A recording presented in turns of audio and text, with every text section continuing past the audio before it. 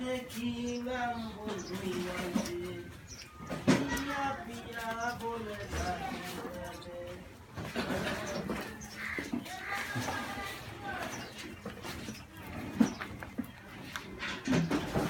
আপনাদের ডেয়ারি ফার্মের নাম কি?